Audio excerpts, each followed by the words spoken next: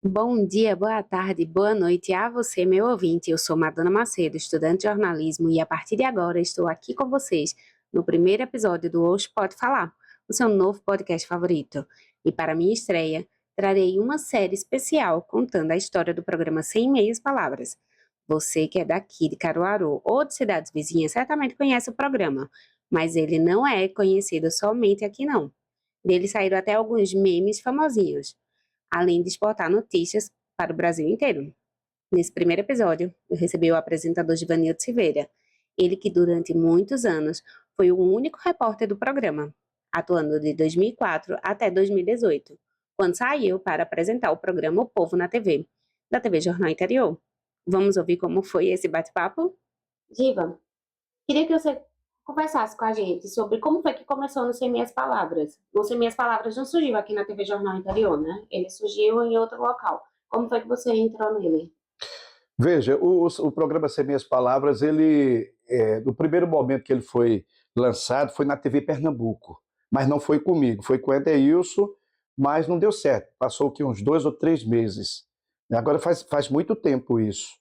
Depois, aí não deu certo, então não teve mais Sem Minhas Palavras. Aí o empresário Antônio Gonçalves, que é o Toinho, que é do Paládio, hoje é Arena Caruaru, então ele, com o Edeilson, disse, vamos colocar o programa Sem Meias Palavras, que não deu certo na TV Pernambuco, que foi com o Edeilson quando começou. Vamos botar na TV Jornal, né, que antes era TVI.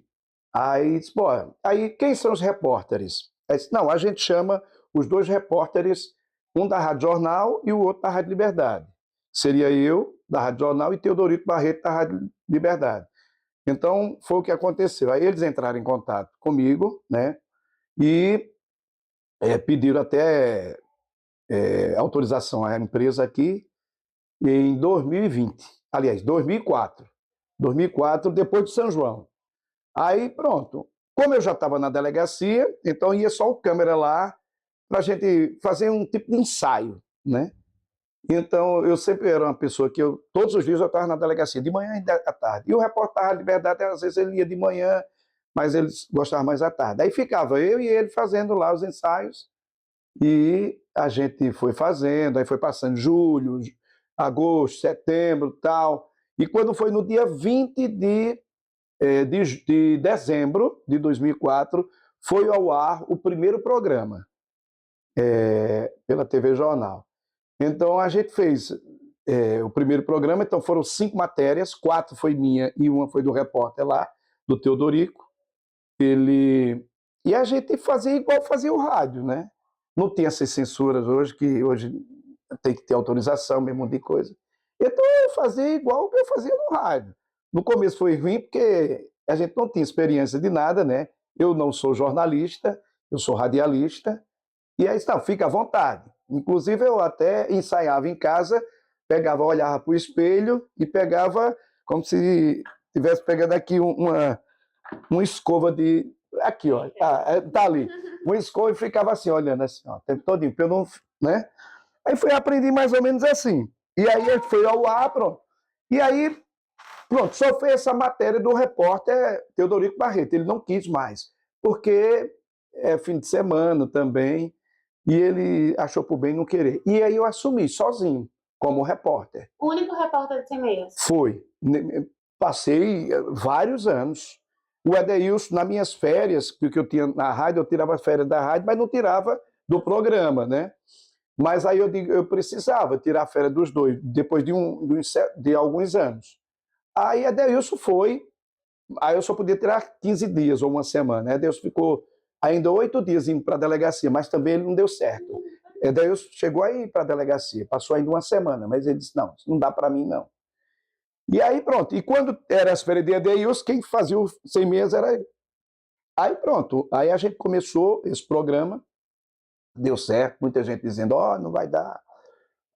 Hoje o programa vai fazer 21 anos. 21 anos. Dia 20 de dezembro. Foi aí quando ele surgiu e alavancou com aquelas reportagens hilárias que a gente fazia, né?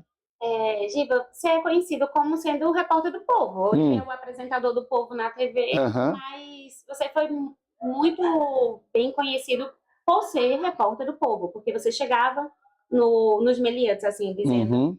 e conversava com eles, como se já conhecesse há muitos anos. E como foi que surgiu isso? Você falou que era do rádio, mas como é que você chegou a pensar, não, eu vou ser dessa forma, eu vou ser mais amigo deles do que repórter? É porque, veja, eu nunca. Porque a pessoa que trabalha em rádio, a gente faz de tudo um pouco, né? Eu já fui operador de rádio, eu já trabalhei no futebol, eu trabalhei fazendo forró, né? Fazia tudo. E essa minha ida para a área policial na rádio foi que ficava faltando. Faltava um repórter, aí bota Givanildo, faltava outro, bota Givanildo. E eu sempre fui uma pessoa carismática, uma pessoa que gostava muito de conversar. Porque o meu sonho era ser, vamos dizer, trabalhar no lugar onde eu tivesse mesmo de gente para eu conversar, porque eu sempre sou assim. Se você parar no canto, a gente conversa o dia todinho. Eu sempre fui assim. E aí, quando eu comecei na rádio, né, conversando com os presos, ali era um ser humano normal, que qualquer um pode errar. Então, e para a gente cativar ainda mais aquela falinha das pessoas, eu sempre tive meu lado assim, de dizer assim, fazer a reportagem e ao mesmo tempo dar o quê? Dar conselho, entendeu? Tanto é que teve uma época que até saiu de ser minhas palavras, a prisão de um cara que ele estava com mais de 300 pedras de crack.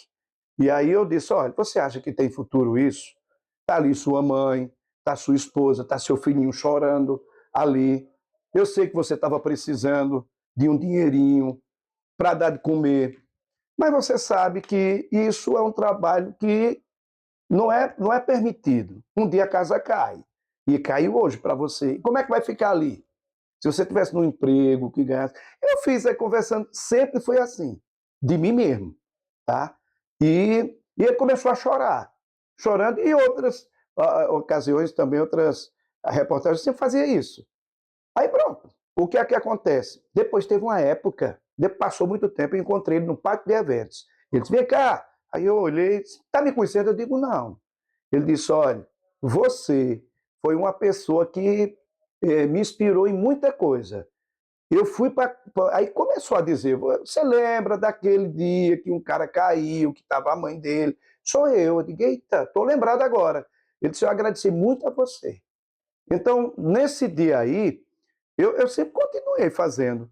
E até chegava lá, como eu.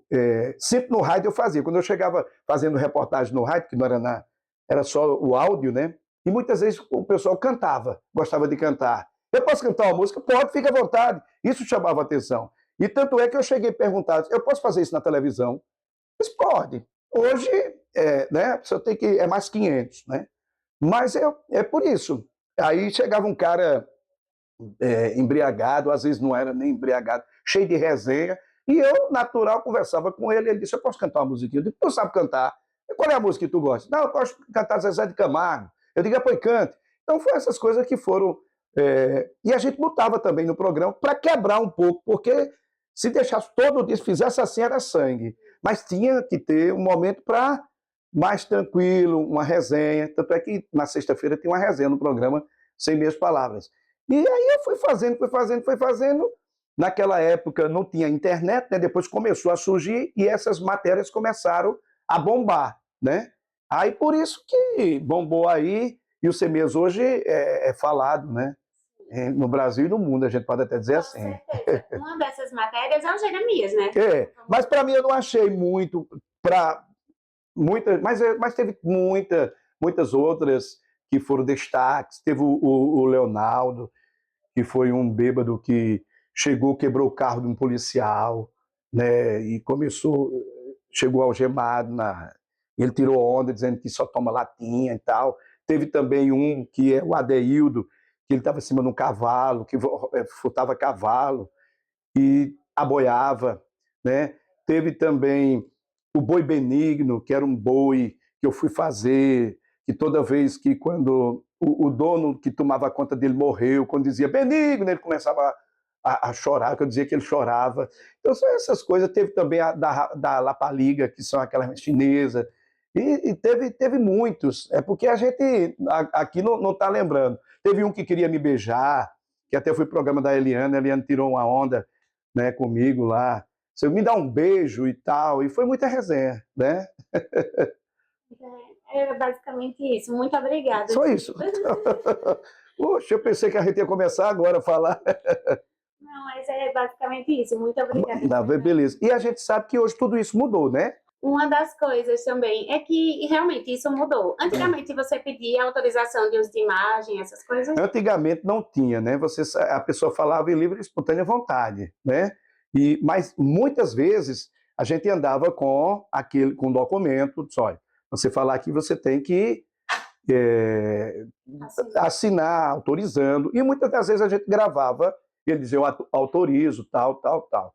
Pronto, a questão era essa. Logo no começo, não, mas depois, quando foi exigindo, até mesmo hoje a instituição, tanto a Polícia Civil como a Polícia Militar, outra polícia, para divulgar uma foto ou divulgar alguma coisa, tem que ter autorização da Justiça, através do mandado de prisão, né, quando está à procura de alguém. Hoje tudo isso mudou, né? Então não era como era antes. E é isso. Hoje conversei com o Givanildo Silveira, radialista, repórter, apresentador e um ser humano ímpar. E eu volto no próximo episódio, trazendo mais um convidado especial. Até logo!